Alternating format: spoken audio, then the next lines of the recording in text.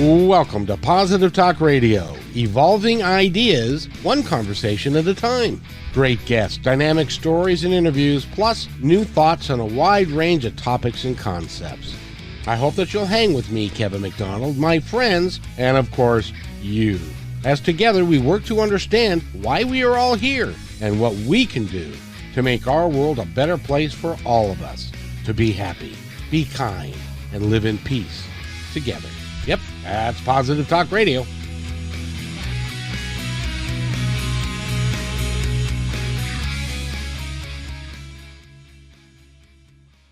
Another edition, a Monday edition of Positive Talk Radio. What'd you do? Just get out of bed over there, or what? You're just putting on your smile. Just gracing how lovely my skin felt, to be honest. We did a show together on Friday, and we were so taken with her that we had to have her back here on Monday on the podcast. And if you go to My Independence Report, positivetalkradio.net, you can listen to the radio show that we did on KKNW, and this is a live version of that. We're on Facebook, YouTube, and Twitter. And Kim Roxie is our guest today. She is quite, has anybody ever told you that you are an amazing person? That is so sweet. I have heard that before, but to hear that from you, Kevin, it sounds sweet to my ears. Thank you. Well, it's so true, because you are working to help the planet, for one. Mm-hmm. You're helping women, especially women of color, and that have a little darker complexion, to help them find the makeup that works very well for them. Mm-hmm. And you started your own company, and you're employing people, and you're developing quite a name for yourself in the industry, and for that you should take your kudos. And that's really cool that you're able to do that, and your company is growing and it's doing really quite well. I'll take it all. I'll take that synopsis, especially on a good day in September, where we are thinking about wrapping up this year and all that kind of good stuff. I will take everything you said and take it as encouragement and also motivation to make me a little bit more bold about what I do. Exactly. As well you should, because you are doing really quite well. I wanted to ask you, because in the original interview we talked about the fact that you started in a kiosk in a mall, and your mother had given you like $500 seed money to get started with that, and then so you worked in the mall, doing your makeup and putting that together. You worked a ton of hours, I'm sure, and but at one point in time you had to make the transition from being a employer and employee to being an employer and having employees. Was that transition easy for you, or was it a challenge?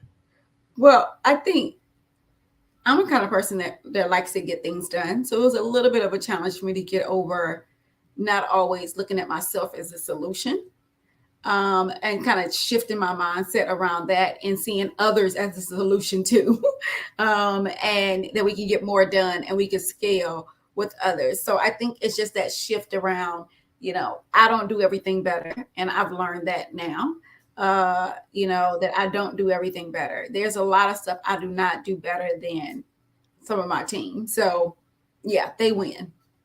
Well, it's when you're starting out and this is your passion and this is what you love to do, and you're creating something great, and then you bring people on, and they have a different skill set. They may have a little bit different timing. It's like, they don't necessarily do things exactly the way that you would do them. Right. But it takes a while to accept people and their gifts differently than what you would do. But that takes a little bit of time to calm yourself down and to relax about that, doesn't it? Yeah. I mean, especially when you, like you said, you're used to having to do it yourself because you have to, like, not even because you can, in some cases, afford to bring someone else on, or whatever the case might be. You're just doing it initially just to get everything done. Also, too, You may not be in a position where you want to tell others to take that chance to go with you on something if you're not sure if it's going to work or not or what have you. So again, you try just doing everything yourself, but I think relinquishing control. Um, I think a part of self control is being able to relinquish control. So That is a big deal right there, because most entrepreneurs, the reason that they're an entrepreneur is they don't want to work for anybody else. They want to work for themselves, and they like the way they get stuff done, and they are driven. And you are a driven person that you like to get stuff done the way you like to get it done, and then to incorporate other people and to allow them to grow into the positions that they are in with your coaching and your working. It takes a little while to give up that control. And yeah. that's that transition that a lot of people have trouble when they're an entrepreneur. They have trouble making that transition. And like think of it as like a collaborative effort. I think for me too, something that I'm realizing is that other people's ideas could be what your customer is thinking. And if you're, again, even if I'm trying to coach you into, do it this way, I still shouldn't be coaching anybody to tell them just to do it my way per se. That we should actually it should be more of a collaborative effort where we're actually doing this out of, cohesively, what are all of the different thoughts around this, and then what conclusion did we kind of come to. And then if we're working independently, say you're working on a project and you just need to make a decision, having my team empowered to make their own decisions, as well as myself in situations. So being able to like trust, getting everybody also to trust themselves that they have the answer inside of them too. Now that there again, that's that control thing, because when you give people the latitude to be able to make their own decisions, and then you have to then you as the entrepreneur business owner have to stand by those decisions, Mm-hmm. or coach them through those decisions if they're not how you would have done them. But without saying, "Oh, screw it, I'll just do it myself." Right, right, right, right, right. Like that's definitely, you don't want to set your default to that, right? Oh, I'll just do it myself. That's not the default. The default of it all. Um, but again, that's a shift of a mindset because some people um try to tell you that, oh, nobody will do it like you. I remember people telling me that. And Mhm. I still hear people say that, oh, nobody will do it like you. I beg to differ. Some people will do it better than me. That some people will not do it like me, and that's probably a good thing. So you can be diverse, and that's, I think, a lot of times where diversity and inclusion comes in, because a lot of times we're looking for the same thing, for everybody to do things the same, and that's not how you have a diverse company. And that's how you end up with a lack of diversity, and how you end up not being inclusive, because you're trying to get everybody. It's a difference between company culture, and then that's company culture. The company culture for everybody to be doing something the same, everybody to be the same. You put yourself at risk of not being inclusive. And wow, I think that's a very big lesson. It really is. Now, in your working life, have you taken courses on management, on how to build a team and to do that without stepping on everybody and being I'm the boss and you're going to do it my way kind of thing? Yeah, yeah, I have taken courses. I have been in accelerator programs. I have been in business incubators. I've had a leadership coach before. Um, but I'll tell you, to be honest, my upbringing is probably the biggest lesson for me to be this way. I'm a middle child, so you already know that I'm very negotiable, and that I also understand that I'm not particularly special, right? It's like the oldest, the youngest, the baby, and you just in that middle. Um, you you have to, when you have siblings, you have to learn how to work together and honor other people's thoughts above even your own and all of that. So I think that's just something that's almost like a discipline that's been built up in me from my upbringing. And you sort of bring that same discipline into the workplace and everything, because uh, your siblings don't mind telling you how they feel. Like, your employees, your coworkers, they might, hold their tongue, but my siblings, they don't mind telling you, you know, the things, how you are. And sometimes people say things in anger, but then also sometimes even in anger, some of it's some truth there. So to be honest, I do think about that, and I utilize that within work. One of the things that you just brought it up, and it I'm just thinking about it here, going, I've been doing this a while, and I've got like 700 episodes up. Do you know what Wow. and before that, I was doing a show 2 hours a day, 5 days a week Wow. for 11 months. So I've been doing this a lot, and I've been interviewing a lot of people for a long time. Yeah. Not once in all of that time have we talked about, or has somebody come on the show to talk about the rank of the child in the family and how that affects them. The oldest, and see, I was the baby. So I was the cute one, and the Baby boy, baby boy. yes, indeed, and my brother was the middle one, and his life experience was completely different than mine. And my sister was the oldest, so she had the responsibility, and she did this, and she was and all that, and for the little kid, for the little baby brothers and stuff. And so Yeah. we've never talked about, at least in my memory, we've never talked about the differences of what the life experience is like, depending upon the rank of where you are in the family. Yes. It Yes. makes a great deal of difference, doesn't it? It shapes your point of view. Yeah. It shapes your point of view, and your point of view is your reality. Is your reality, and it is a lot of times your lens for how you look at everything. It's truly amazing because my brother he wasn't the oldest, he wasn't the youngest, and so he didn't have those labels. He was the middle child, Yeah. and nobody, and what does that mean? That means nothing. Right, because the first one everybody's excited, the last one is like, oh, the baby, like just in the When are middle. you getting out of the house? That was what by the time they got to me, it was like, you're the third one. We're done with you guys. When are you getting out of the house? Right, like the discipline, like you probably didn't get it corrected as much. It's just sort of like, oh, whatever, like whatever. They were like, it didn't work for the other guys, so we're not going to bother with you either. Except what they did with me, because it worked for them, was they got tired of me. See, I don't know if you've noticed, but I tend to talk a little bit, Uh-huh. and they would tell me to, children should be seen and not heard, and my first reaction would be why, and it would be, okay, fine, go to your room. So I spent a great deal of time in my room.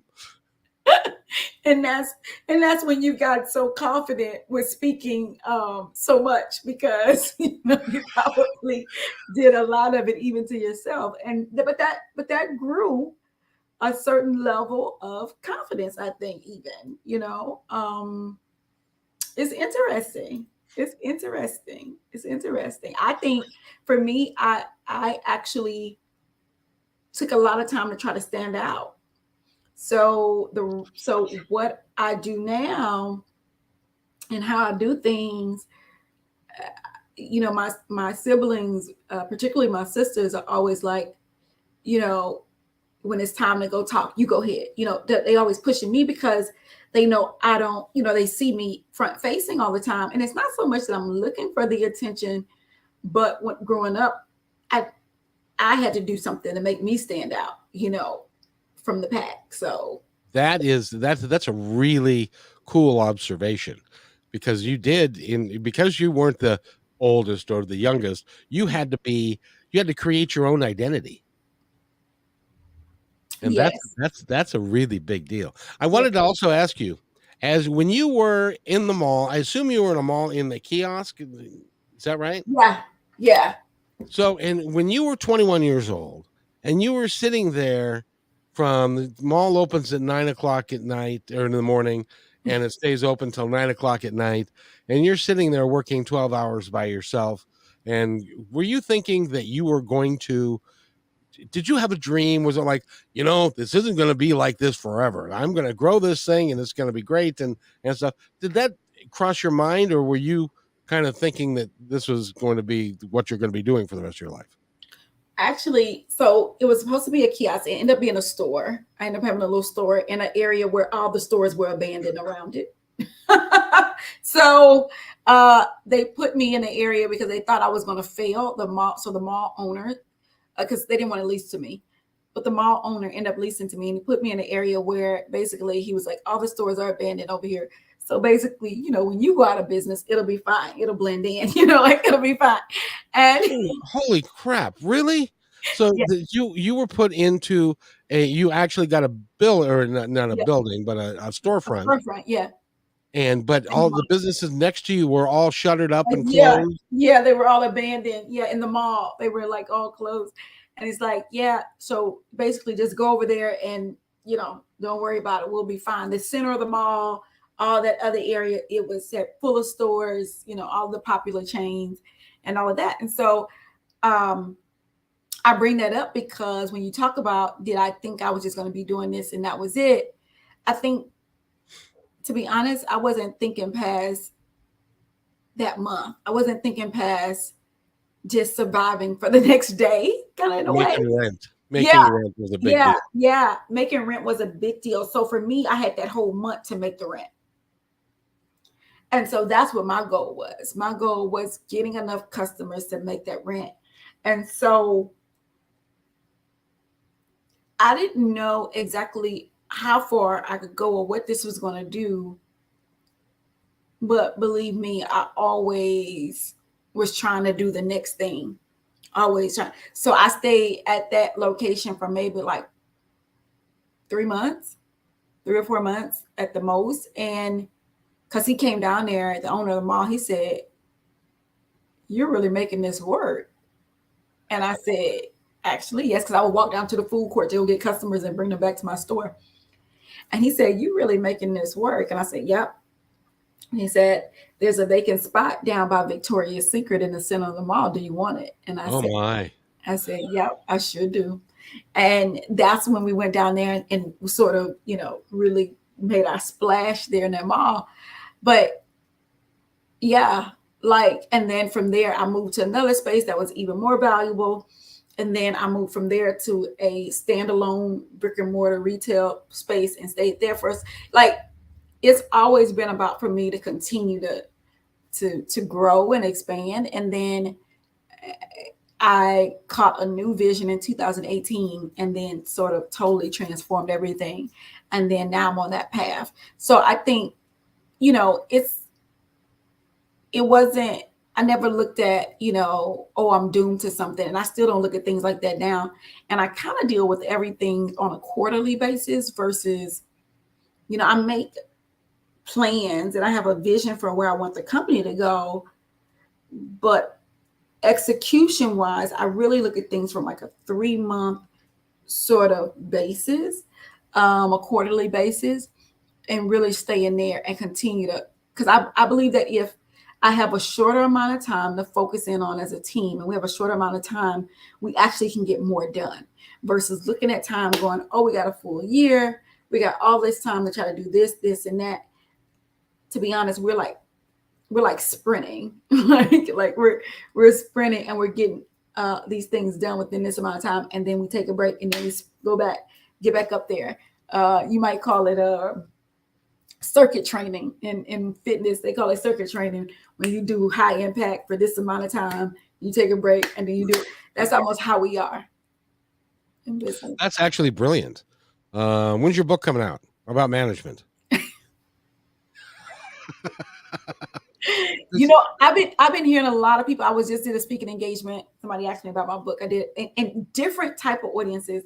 So I guess it's something coming one day soon. Because what you're just describing is a brilliant way to run a company. First of all, I want to mention that the owner of the mall came down there and saw that you were making it work through your hard work and your hustle, and you were grabbing people from the food court and bringing them Mhm. down.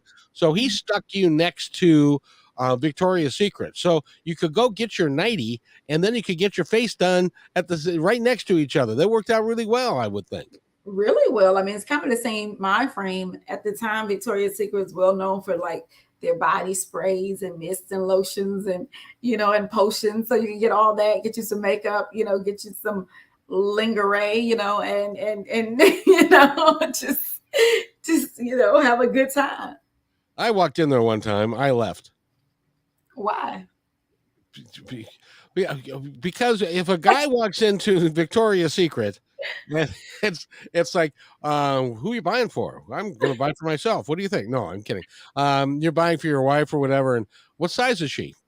I don't know. I had no earthly idea any of that stuff. So it's for a guy walking into that kind of an environment, it's highly stressful. Highly stressful. Highly stressful. So, see, but your story is so cool because, and then as you grew your company, and then in 2018, you had an epiphany. Tell us about your epiphany. Yeah, I had an epiphany.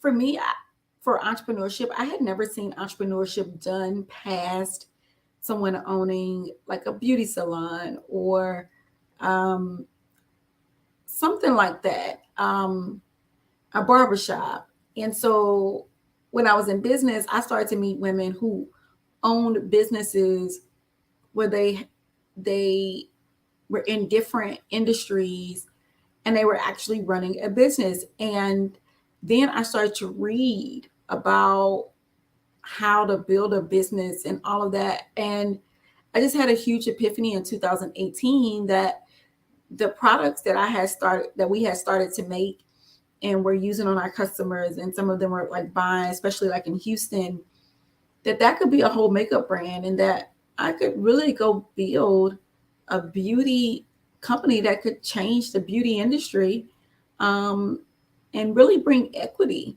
um, to the ones that have been really left out, when it comes to beauty selection and beauty choice and beauty equity. And so I just decided that, I was going to go out and do that. And so, through being a small business owner, it prepared me to be, a startup founder, a high growth sort of, founder who was working on this type of company. And so I just had a huge epiphany in 2018 that there was more, and that, because back then I was, maybe 75% services, 25% products, so then I decided, really to build this makeup brand. And so I closed my store in 2018, um, because I saw this vision for more.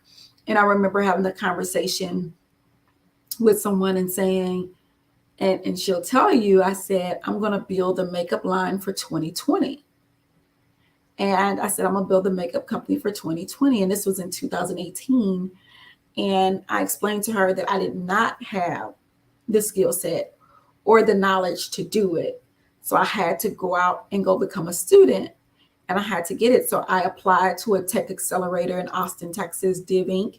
I got in, and that began my journey of really, um, creating a makeup brand that made it easier to buy makeup online than even in person, and bringing inclusivity, through e-commerce, to the beauty industry. And so that's what I started on the journey of doing, working on that, from learning how to get invest, like, what investment look like. Do I want that? Do I not? How to scale a company, like all these different things. And in 2020, I launched Lamik, just the makeup brand. And um, I, and we were launching with, augmented reality, where you can virtually try on your makeup products. We made it so, um, you have a quiz on our website that you fill out. It's only like 5 questions, but it recommends the right brow kit, for instance, for you, that you need the right brow duo. We just literally did, um, we basically launched a makeup brand that was like COVID like ready. But I didn't know it was coming, but I knew in 2018 I had to get prepared for something in 2020, and that's what I did. That's pretty brilliant. As a matter of fact, you were just talking about what Holly was gonna wanted me to ask you, which was, did you obviously you went to a small business resources and you had and got some tips on how to grow your business and scale it and do all of that. Is that kind of what you learned in that process?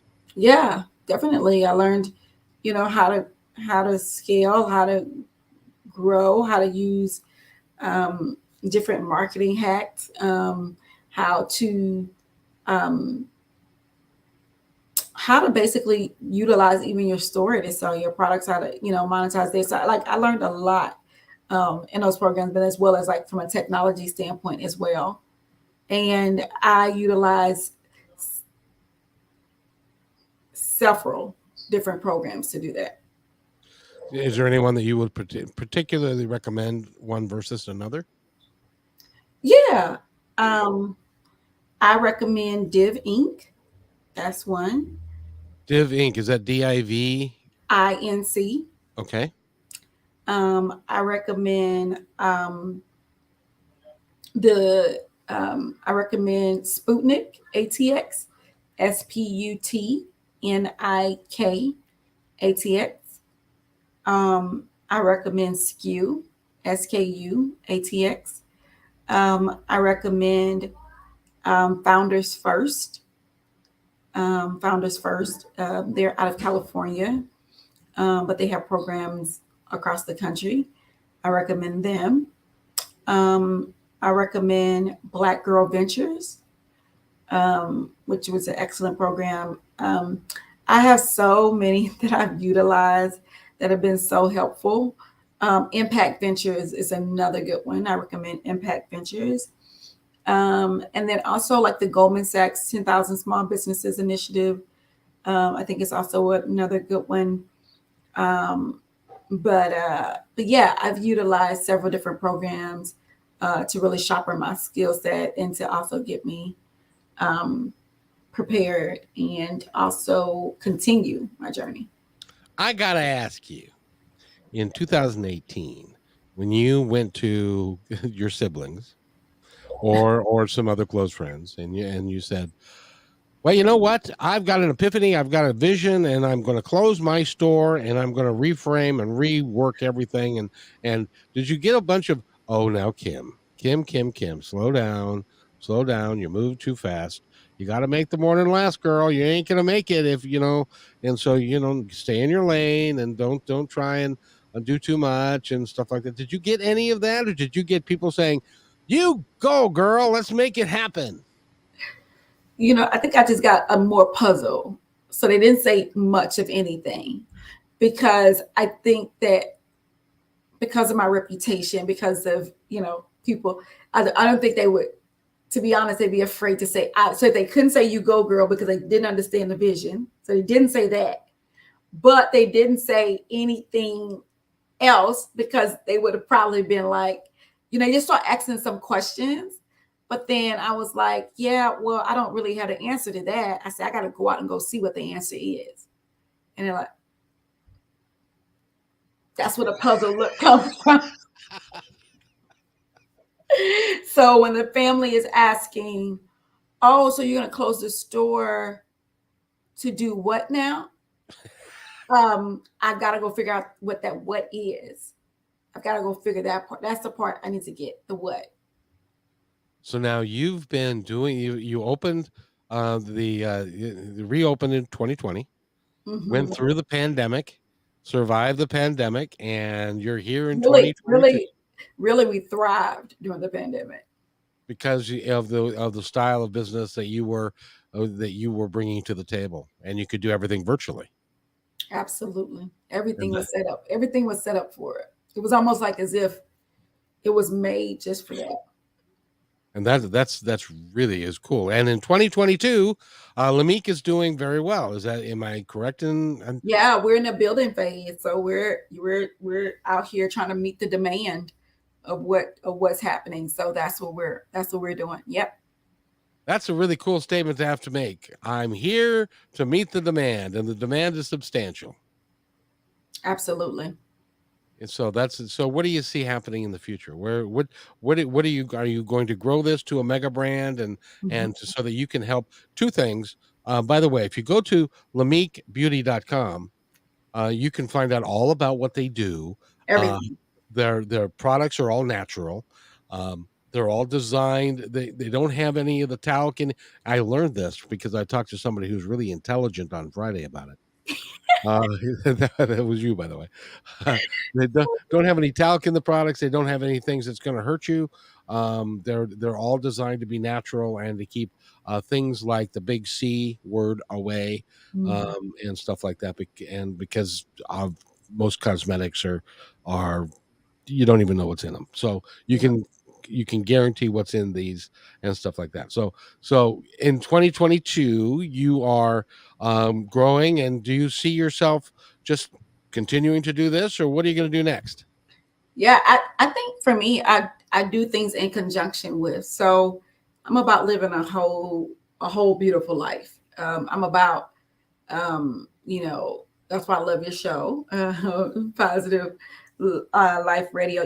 I believe in like this this what I would call sort of touching on those different areas that I feel are a priority, for me. And then that's whatever season I'm in. And so building Lamik, making it a titan of a company is definitely what we're working towards.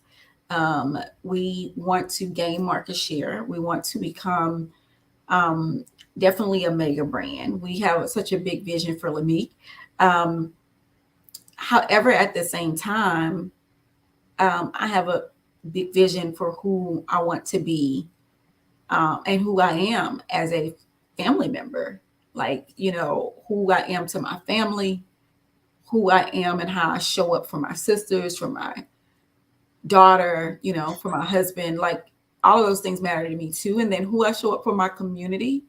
I do a lot of events and I participate with a lot of things.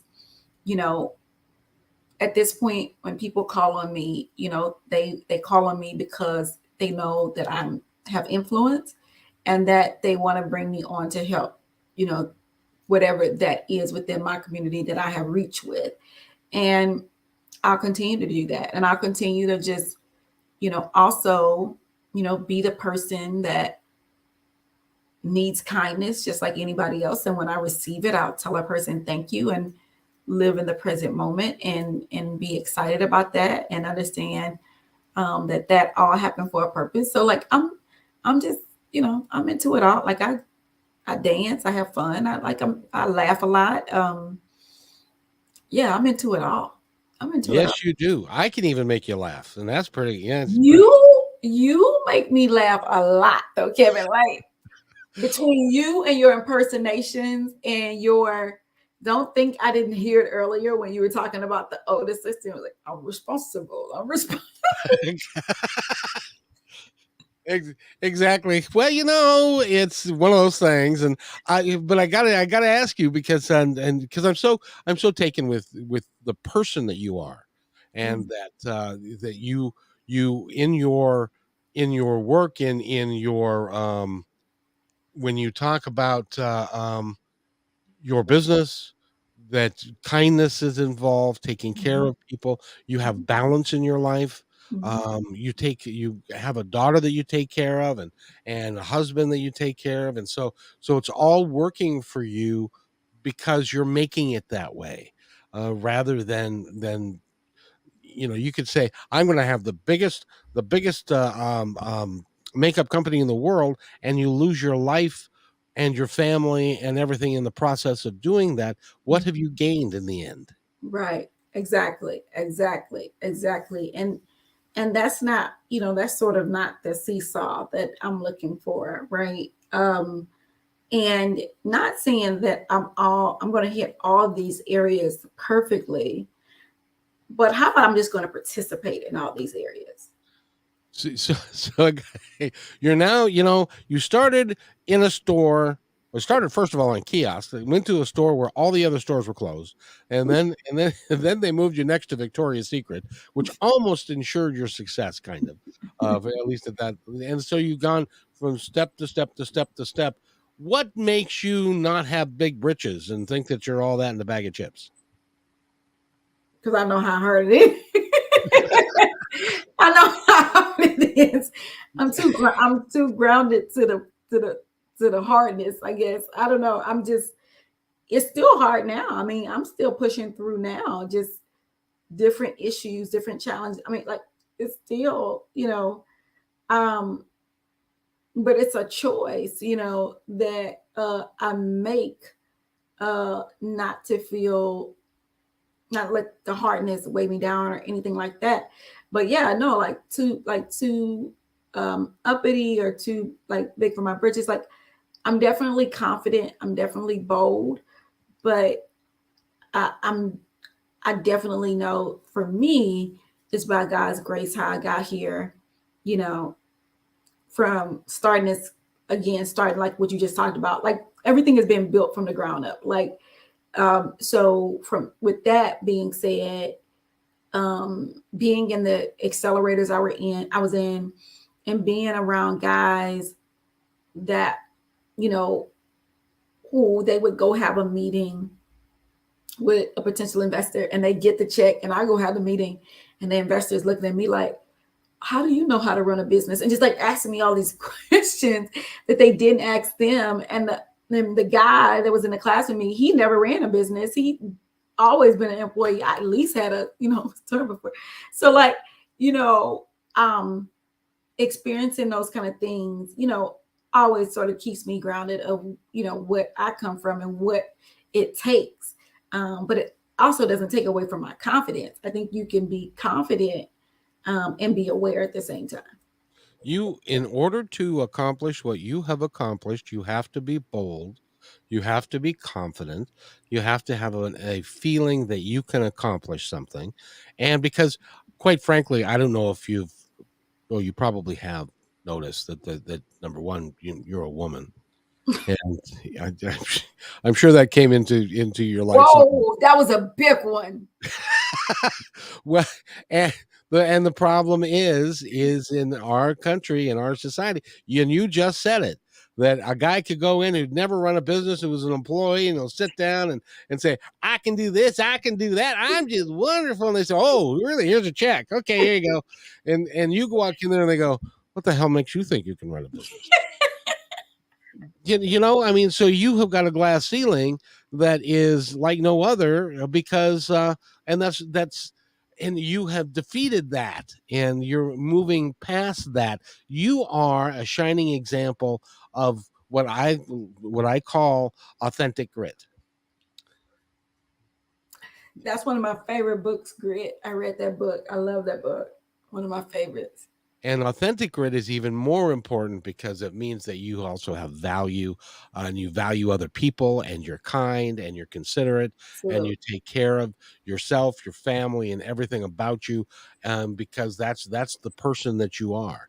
And awesome. it's amazing, so when are you going to start your motivational speaking business? Well, I actually do speak. Good. Um, I And you speak quite well, by the way. thank you. I do. I do speaking engagements. I just did a speaking engagement um the other week. I'm trying to think about where I was because I have another speaking engagement coming up this weekend on Saturday um, for the Houston Community College system. But I do speaking engagements. Um, that just came about by me naturally expressing myself and what you just noticed, Kevin.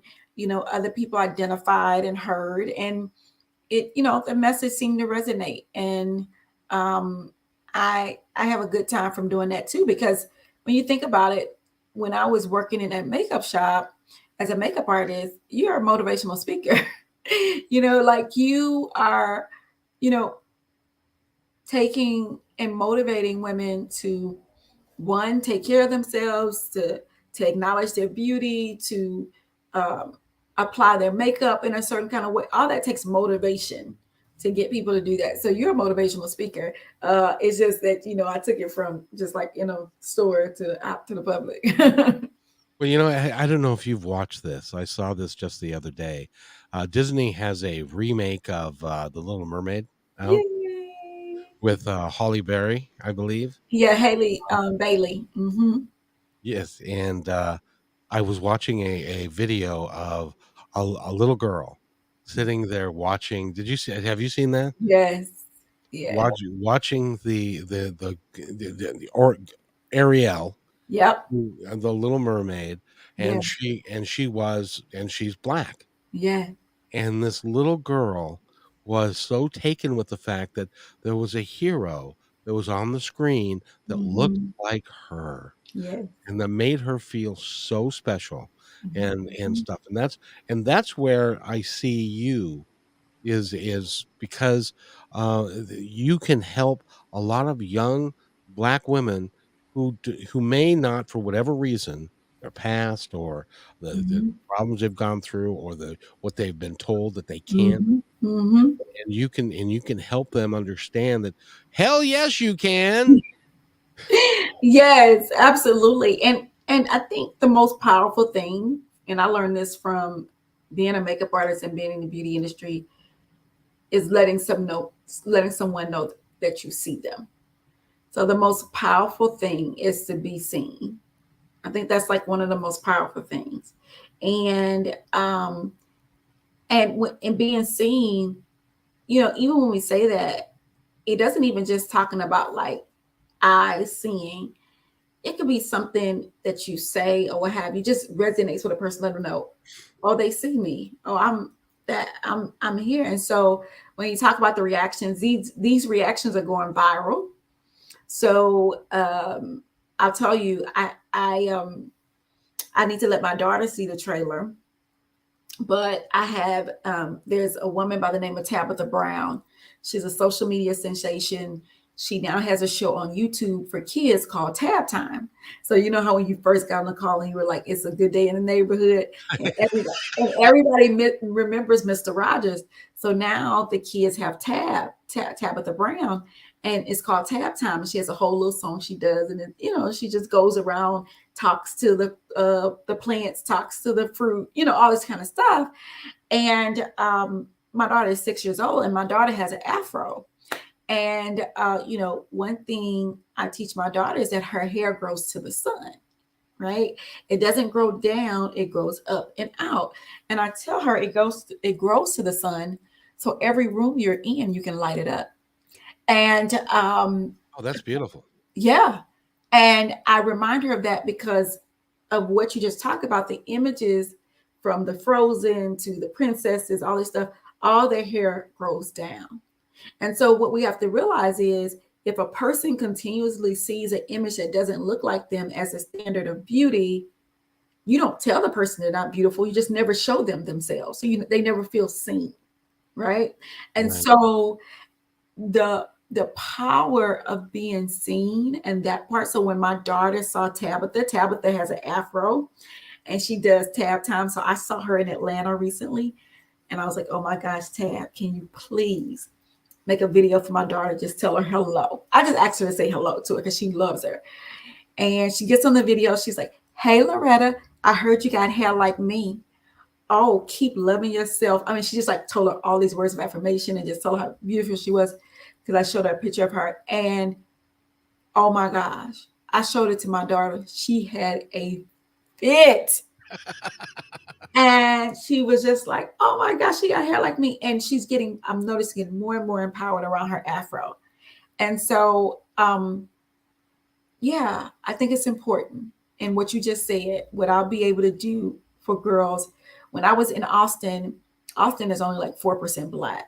So it wasn't many Black girls there. But what I noticed was when I would go out and pitch and talk about my business there, when I was there in those programs, all of the East Asian girls would come up to me, all of the Indian girls would come up to me and say, "Oh my gosh!" They would just show me so much love. They said they felt seen because we have the same complexion, right? And so they're just like they felt seen. And I think that we just have to know the power. And it was like usually they didn't see business owners that were their same complexion, and so I think there's just a power in feeling seen and being seen.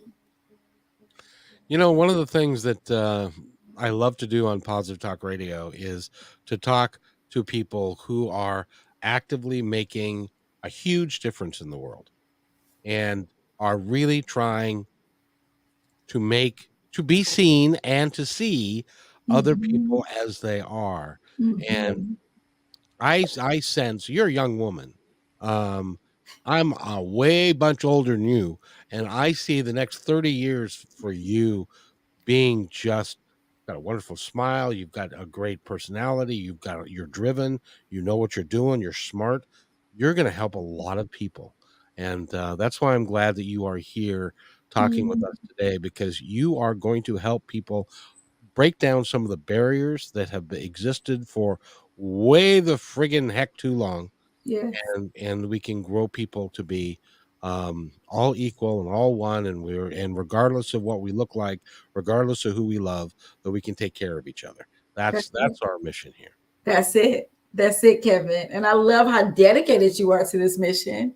You say over 700 shows, and you're so dedicated to this. And I hope that you continue to have all of the energy and fuel and enrichment that you need to continue to do what you're doing, because in your open arms towards everyone is also a ministry too. So I appreciate that.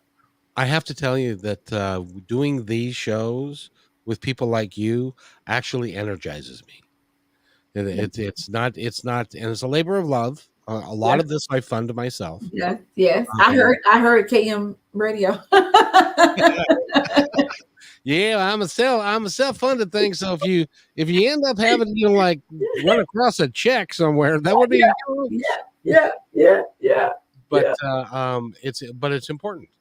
yeah, And it's important that people recognize that we can all do great things. yeah. And you are doing great things. And Yes, we that's are. why I love to talk about to people like you. You know, we've almost gone like 50 minutes. It seems like it's been like 10. I know we get so laxed out. I told you I could talk to you anytime. Last time you had me laughing. This time we're having heartfelt conversation. Like you say, I mean, we can go. It's so good and so comfortable. I think you're from the South. You're so southern. You I make me feel so is that comfortable. yeah. At times I feel like it. So, and you know the cool thing is we haven't really talked about Lamik much, but I But want to we have talked about it, right? Like we haven't yes. talked about it, but we have talked about it because people people want to support you when they know who you are, right? And who what you stand for. And so, love and makeup and kindness and everything we talked about today, um, yeah, it's probably the best pitch, to be honest. Well, I'm honored that you have come on the show a couple of times, and I would love to have you on a bunch more, Thank because you. your story needs to be told, because it's not because it's your story, but it can also be somebody else's story. Absolutely. And that's all they need to do is to and there's a belief system and a belief thing that when you were 21 sitting in the first day that you were sitting in the shop that he gave you, and there were closed businesses all around you, and you're going, okay, I got 30 days to make rent and Absolutely. eat. I got to eat, and I got 30 days to make And I rent. gotta put gas in my car. How am I going to get this done? And so instead of sitting in the shop waiting for people coming to you, you went and got them. Yeah. That was brilliant. That was simply brilliant. Yeah.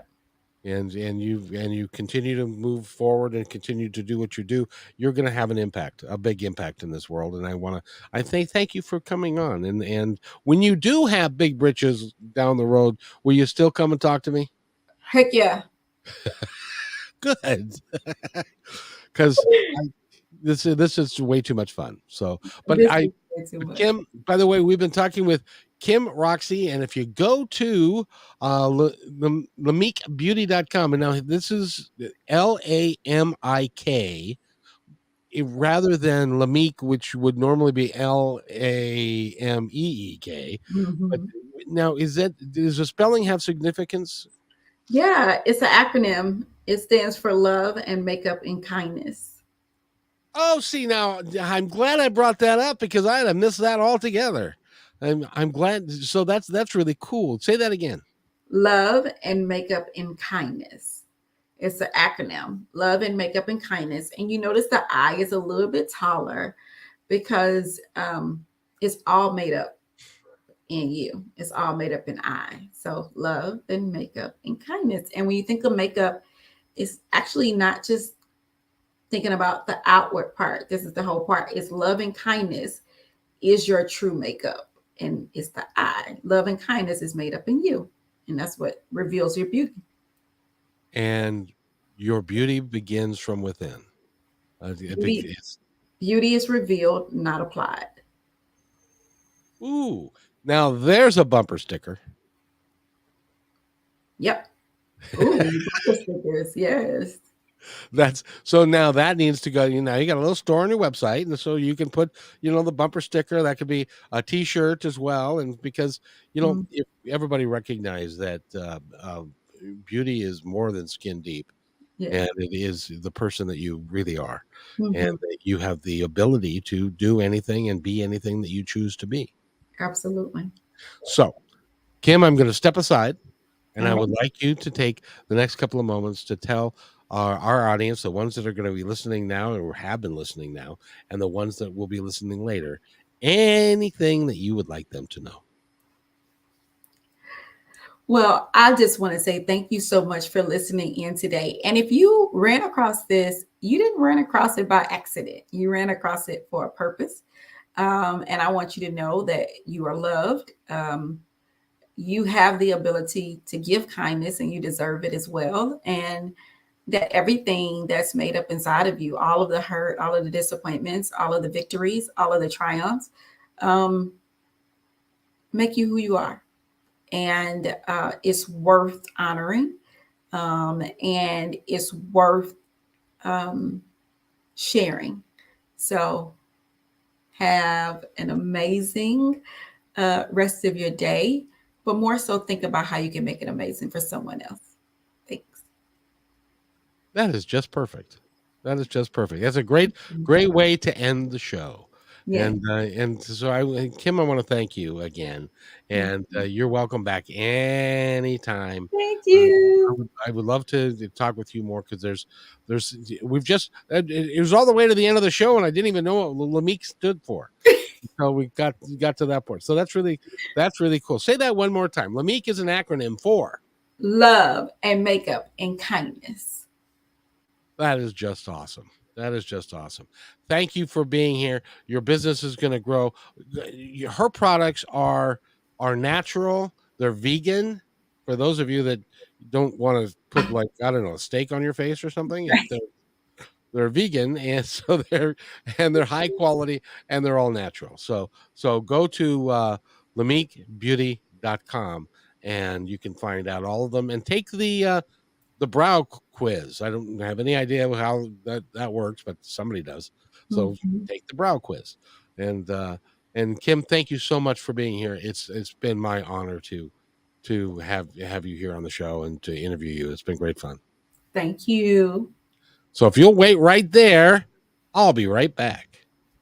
Hey, thanks for enjoying this episode all the way to the end. Please give us a like and subscribe to this channel. This has been a production of PositiveTalkRadio.net. Please visit our website, oddly named PositiveTalkRadio.net, for more details about us and our mission, which is to provide great positive programming designed to inspire us all. I'm Kevin McDonald, and I'm proud of these shows, and I truly hope that you'll like them and share them with friends and family.